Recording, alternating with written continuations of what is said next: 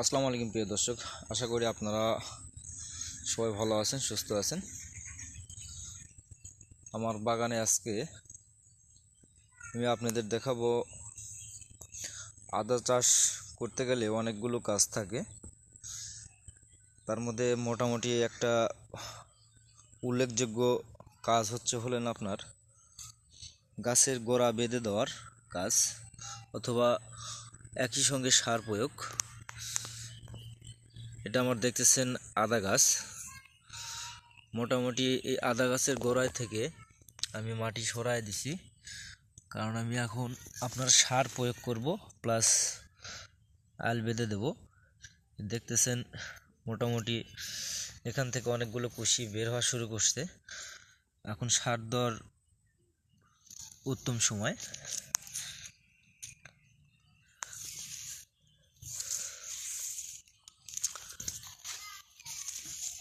এটা হচ্ছে হলুদ, দেখতেছেন।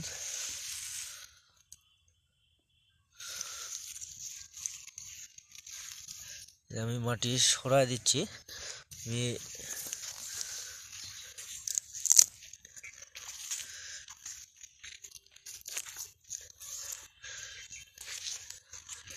যেগুলো আদা দেখতে পাচ্ছেন, আমি কিন্তু আইল করা ছিল, আইলটা ভেঙে দিয়েছি। আমি আপনাদের সাথে বিষয়টা শেয়ার করতেছি। যে চাষি ভাইরা আছেন, অবশ্যই এক একজনের এক এক সিস্টেম।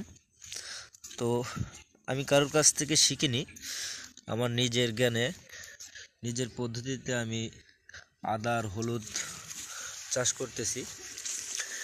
এগুলো আমি আল করে আবাদ করছি। আমার বস্তাতেও আদা আছে,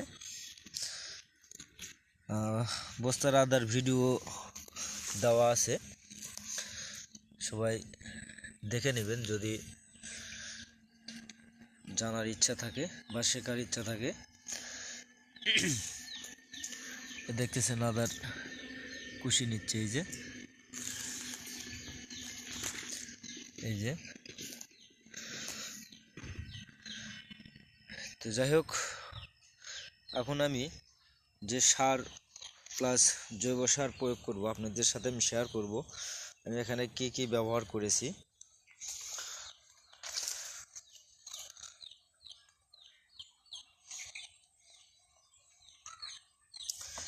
যে আমার এই বালতিতে জৈব সার আছে, এখানে আপনার পোড়ামাটি আছে, গোবর সার আছে, রাসায়নিক সার আছে, প্লাস আপনার ব্রোন, ম্যাগনেসিয়াম, তারপরে আপনার মাল্টিভিটামিন, এই দেখতেছেন গোবর সার। তো যাই হোক, আমি এই গোবর সারগুলো এখন আমি এইভাবে দিয়ে দেবো।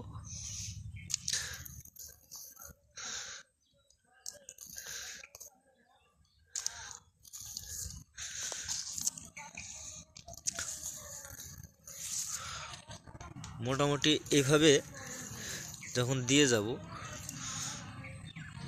যাওয়ার পরে এই মাটিগুলো দিয়ে আলবাদা দিতে হবে। এদের ঠিক এইভাবে, এরকমভাবে আলবাদা দিতে হবে। তো যাই হোক, সবাই ভালো থাকবেন, সুস্থ থাকবেন, আর অবশ্যই আমার জন্য দোয়া করবেন আর পাশে থাকবেন নতুন আপডেট কোনো কিছু পাওয়ার জন্য। অবশ্যই ভালো থাকবেন। আসসালামু আলাইকুম।